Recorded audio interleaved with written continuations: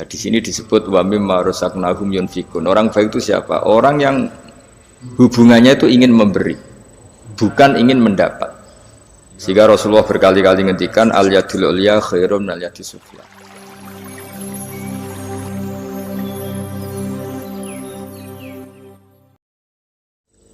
Nah, ini penting saya utarakan supaya perasaan kita berbangsa dan bernegara itu jaga empati sama yang lain, jaga kehormatan, jaga.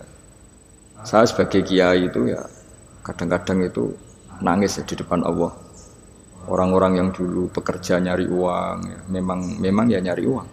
Tapi barokahnya punya iman sedikit atau mungkin imannya ya biasa saja, kerja di Korea, bikin komunitas masjid.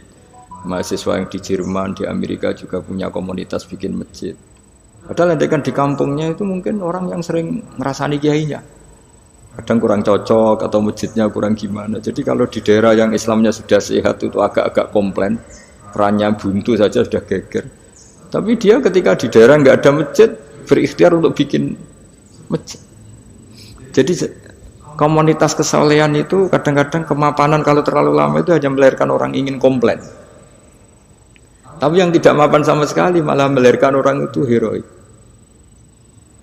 Ketika negara ini sehat, mungkin orang malah menuntut negara. Padahal sebelum berbentuk negara, orang semuanya ingin memberikan hartanya, bahkan nyawanya untuk memerdekakan Indonesia.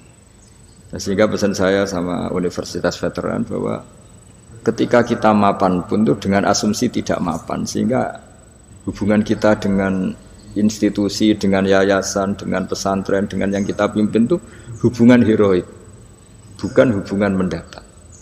Saya termasuk orang yang sering dimintai nasihat-nasihat. Banyak rektor, banyak pejabat, juga banyak kawan kiai. Saya itu terobati itu yaitu semuanya kita, termasuk setelah mapan itu usahakan hubungan itu hubungan heroik. Sehingga inginnya memberi. Nah, di sini disebut wa mimma razaqnahum yunfikun. Orang baik itu siapa? Orang yang hubungannya itu ingin memberi, bukan ingin mendapat. Sehingga Rasulullah berkali-kali ngendikan al yadul ulya khairum minal yadis sufla. Di mana-mana itu tangan memberi lebih baik daripada tangan meminta. Nah, sekarang kenapa banyak problem di beberapa negara? Karena ketika orang terus pinter atau pinter lah, saya tidak perlu nyebut terjadi apa. Hubungannya itu kalau sudah pinter jadi dosen elit harus dapat berapa, kalau kiai elit harus dapat berapa. Itu kalau semuanya ingin mendapat, ini negara bisa pusing. Yang guru besar ingin dapat banyak karena guru besar, kiai besar karena kiai besar. Yang miskin juga ingin mendapat karena miskinnya. Nah, kalau semua orang yang pinter, yang bodoh, setengah pinter, setengah bodoh hubungannya dengan negara ingin mendapat, ini negara bisa keteter. Tapi kalau hubungannya ingin memberi, atau kalaupun ingin mendapat ya sumbut lah, kalau orang Jawa sumbut dengan yang diberikan, itu insya Allah semuanya akan stabil. Jadi intinya agama ini menitik beratkan supaya hubungan kita dengan orang lain, dengan negara itu kalau bisa hubungannya itu ingin memberi, bukan ingin mendapat. Tapi kalau semuanya yang miskin merasa berhak mendapat karena miskinnya, yang guru besar karena guru besarnya, kiai besar karena kiai besarnya, semuanya menarik dirinya sendiri, ini akan kacau. Nah, dulu zaman pra kemerdekaan atau kalau dalam Islam pra kemenangan, itu semua sahabat, semua saudara kita kalau dalam pra kemerdekaan ya semua orang Indonesia hubungannya sama negara itu inginnya memberi. Jika negara ini bisa berdiri, bisa merdeka ketika sebelum ada institusi, belum ada tata struktur negara. Sementara negara sesehat apapun kalau hubungan masyarakatnya ingin mendapat, itu berat. Nah, di sini heroiknya para leluhur kita bahwa mereka bisa melewati masa-masa sulit karena dengan mental ingin memberi. Ya memberi apa saja, entah pikirannya, entah keuangannya, bahkan kalau dulu nyawanya. Jadi ini yang saya titik beratkan. Sebelum saya tutup, saya ingin cerita ya tentang saya jelaskan. Jadi dulu perasaannya orang, meskipun sesoleh apapun, sebaik apapun perasaannya itu ada saja salahnya. Sehingga kalau dalam makalah paling terkenal yang didawuhkan Rabi' Adawiyah itu wastighfaruna yahtaju ilal sudah minta maaf sama Allah saja. Sebetulnya dalam minta maaf ini juga butuh istighfar lagi. Karena orang minta maaf itu kadang-kadang ya ingin mendapat yang lebih. Ada orang punya utang itu tanggungan sama istrinya karena sering masalah itu. Itu minta maaf itu ya supaya bisa utang lagi. Jadi gayanya minta maaf tapi supaya bisa utang lagi. Mungkin kita kalau punya utang sama orang lain gayanya minta maaf tapi supaya punya akses utang lagi. Itu namanya minta maaf tapi ada masalah. Nah jangan-jangan istighfar kita sama Allah juga gitu. Istighfar sama Allah tapi minta dimaklumi kalau salah lagi. Nah di sini karena masih ada tercampur mental seperti ini kata Rabi Adawiyah wastighfaruna yahtaju ila istighfar. Ketika kita istighfar itu masih butuh istighfar yang lain. Nah dalam kebaikan juga gitu. Ketika kita baik jadi orang soleh, ternyata bawaan kita ingin dihormati.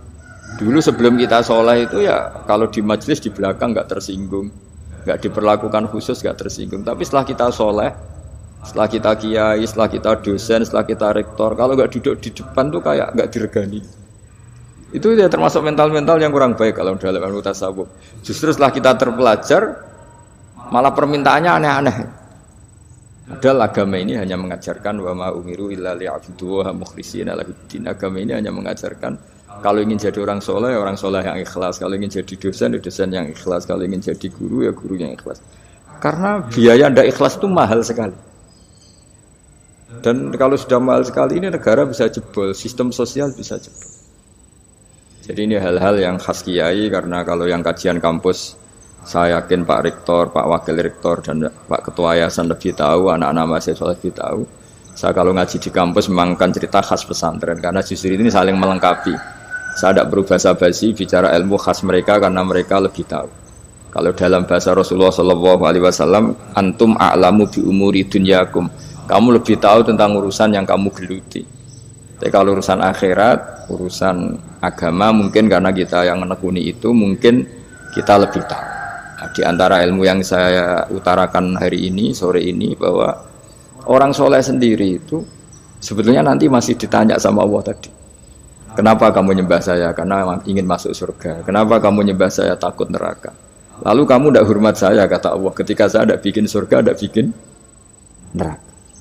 Akhirnya mereka sadar bahwa ibadah itu harus murni karena Allah Subhanahu wa ta'ala, bukan karena takut masuk neraka, juga bukan karena ingin masuk surga. Ya sama seperti kita mencintai anak kita, yaitu sebagai karena anak kita. Jangan karena anak kita ringkeng satu, anak kita kumplot, lalu terus kita membiarkan anak kita saat ada anak kelas. Toh tetap anak kita. Saya mencintai suami saya karena dosen penghasilannya banyak, lalu suatu saat kalau ada masalah di PHK atau ada masalah terus tidak suami kan.